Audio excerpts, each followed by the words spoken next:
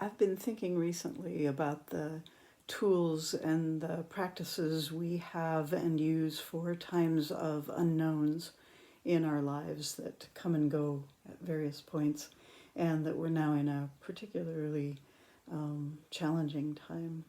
And I thought I would introduce to you something I've been doing for 20 years, and um, you can take it or leave it. You don't even have to listen to this, okay?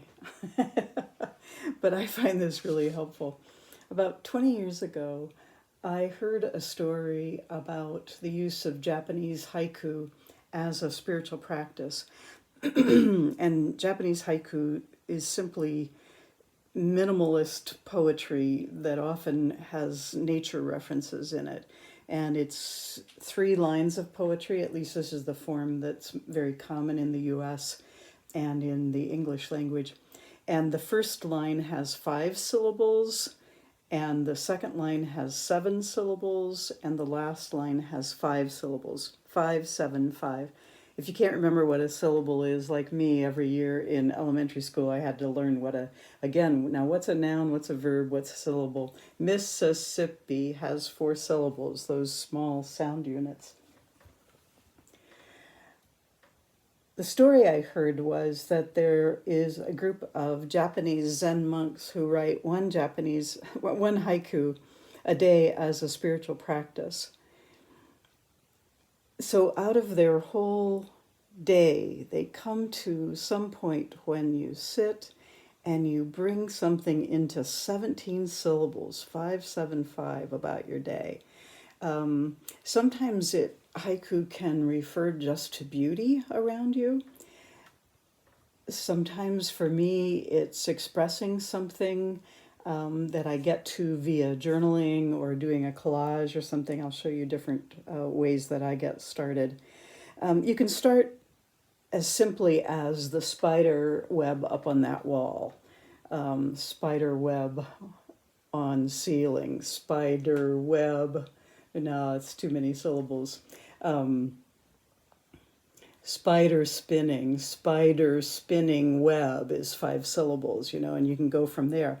And the challenge for me that I've taken on over the years is often to start my haiku, the first 3 lines, being something that I'm noticing in nature or something just pretty common in my life, maybe a child playing, maybe a flower blooming, or the water outside glistening. And then as I go and maybe add some other haiku to it, I'll show you one where I did 5 in a row. I slowly bring it around more to what's happening in me, and sometimes how nature and my own life is mirrored or instructed. I'll give you one that I am writing today. It was a heavy day for me today. This is Friday.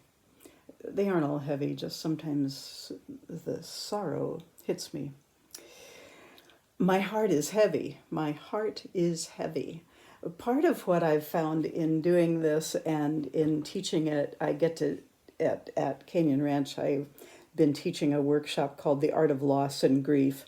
And so I work with people who have had pretty difficult deaths or tragedies in their life, and here they are sitting and counting syllables on their fingers about some tragedy, and it somehow shifts it to a little bit of a game, brings some lightness into something that can be heavy. So my heart is heavy. The middle line I put is walking slowly up incline, walking slowly up incline. There's 7 syllables.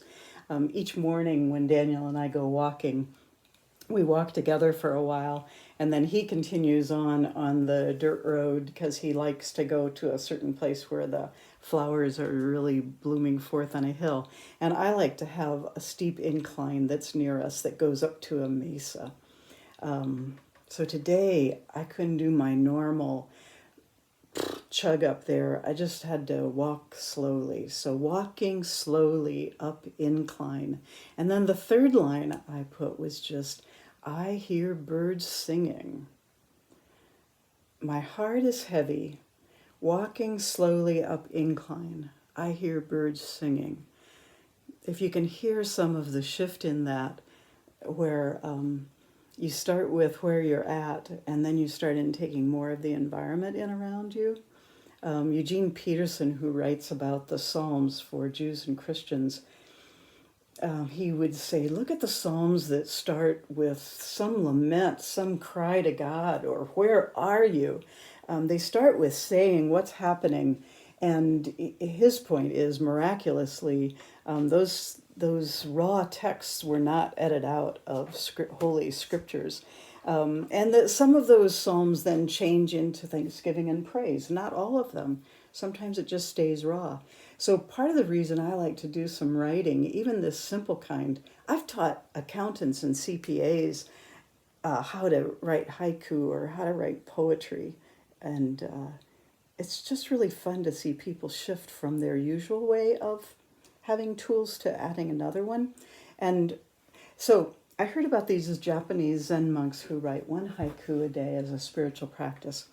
And they live in these rooms that is their bedroom and their meditation room.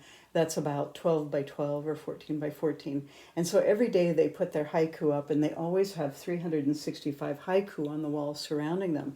So the newest one goes up, the oldest one comes down. And when I heard that story, it just made me curious, like, why do you do things? Why do you do that? What's the purpose of that? It wasn't a real critical voice. It was just curiosity. So when I get curious about something like that, I want to try it. So instead of having a room where I'm going to put them up all around, I went and bought just a fat notebook, squatty notebook, and I decided for 3 months I would do one a day, one on each page, and some of them are kind of like scrawled, maybe more angry ones, and others are joyful, and others are whimsical. And I keep using it, not daily, but just as a way, especially when I'm feeling flat or when I don't know what to do with myself. I'll try writing a haiku and see if I can get to something. So now let me tell you ways to start haiku. You can start, as I said, with that spider spinning a web up there. Or you can do some free flow writing or some journaling where you just need to spill some things out on a page. You don't even need to keep it afterwards. I call it write and rip if you need to. So if I write about what's happening, like some of my frustrations or some of my observations, some of my feelings that I can hardly get a hold of, that's the taking all my thoughts and feelings and kind of corralling them down onto a piece of paper. The second part of it is, I think Angeles Arian taught me this 20 years ago when I was in a workshop with her. Go and circle in that free flow writing anything that kind of popped out at you, like, this especially had heart. Maybe it made me tear up. Maybe it surprised me that I had that thought or feeling. So I circle those things that have some kind of heart connection with it, because a lot of my journaling is riffraff. But every so often then I hit on something that I want to circle. And then third, that's what I go back and write my haiku out of, are those circled portions. So that's one way to get to haiku, is start with whatever's going on, start some free flow writing. You can do it on computer, or you can do it, I like to do it on paper. Secondly, circle something that has surprised you or seems to have heart and meaning for you. And then third, write your haiku out of those circled parts. Another way that I sometimes get to it is by doing collage work. And the kind of collage work I do is pretty simple, although it's getting kind of fun.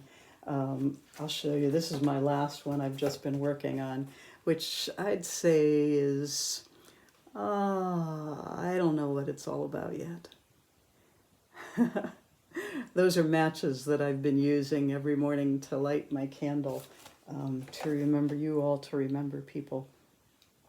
So that's one direction I've gone. But generally, I just go to a National Geographic, which I have many of, or I go to some kind of magazine that has nice photos. And I start going through it. And instead of analyzing, like, what fits my life today, that's head work.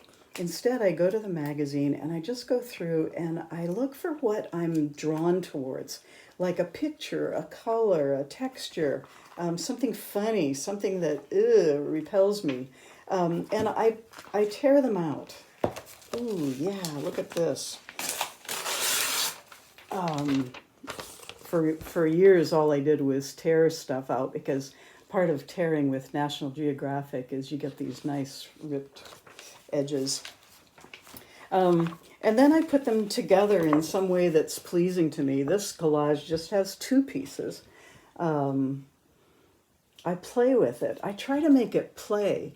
And then the haiku I wrote with this was Arch of Timelessness. How can that be 5 syllables? Arch of Timelessness. Oh, yeah, it is. Exploration of landscape, plunging into depths. Cool water surrounds as I adventure downward, embraced by nature. When I write haiku, I can share it more than I would ever share my journaling, because it's poetry. You can interpret it as you want. Probably one of the most significant pieces I did was back in the year 2000. This is a collage I made when I was first working in a hospital. And I was in my 40s, and I met a couple in their 40s, a married couple, and he had just come in for overnight testing. So I introduced myself to them. I said I'd check on them in the morning, and when I came back to check on them in the morning, he had died overnight. I never did hear what it was all about, but I spent the morning with his wife. I went home, and I didn't know what to eat. I didn't know what to do with myself. Couldn't nap, couldn't sleep. So I decided I would do this collage making, and found 5 pieces that night that I put together. And so, well, that gives me some new words to play with. And so the first line of my haiku was walk into the woods, walk into the woods. Surrounded by large darkness with shapes barely seen. There I'm just describing the images. Oh, I see 20 years old, this glue is letting loose. So I had to go on further past that, and I'll show you, I ended up with quite a bit more than usual, okay? Walk into the woods surrounded by large darkness with shapes barely seen. I could have stopped there, but I felt like I needed to go on. No joy is found there. Time stands still with jolting loss, heart aches in darkness. In the midst of cold, thin gold stream of light appears. Stand and receive warmth. The warmth touches ache. The woods begins to take shape. I find my next step. Slow, lonely journey, retreating when I need to rest and weigh grief. And then probably the last set of haiku, the last verse, is probably the most important to me, how it ended. Walk into the woods. Little girl befriending wolves. Warm shelter awaits. You know, I didn't have words for my experience. And you don't want to get stuck in paralysis or anger or apathy or overwhelming sorrow. You want to be able to breathe and move with it. And this is one of the ways I do it. Well, I have more examples of it, but I see this video is getting too long already, like 14 minutes. I just put together images that I like. Sometimes it's just going to be playful. It doesn't have to be profound. You can do this with your kids nearby. I guess creating something that's pleasing to me is part of finding joy. And writing about what I'm feeling or facing or whatever is part of moving forward, is to be able to claim what's going on, I think starts to free it up. So my challenge for you, if you like, for this Sunday, this is Friday, you have all day Saturday, is to write a haiku and see if you want to post it for the rest of the family. Again, some of you don't like taking direction, especially from a family member, so please delete this from your Facebook page. But if you want to try something, if this makes you curious, like the Japanese Zen monks made me curious doing their daily haiku writing as a spiritual practice, well, I dare you to try it. And, use your fingers to count out. Walking slowly up incline. Oh, I have a hospital haiku I should dig out and maybe post tomorrow. Anyway, thinking of you all.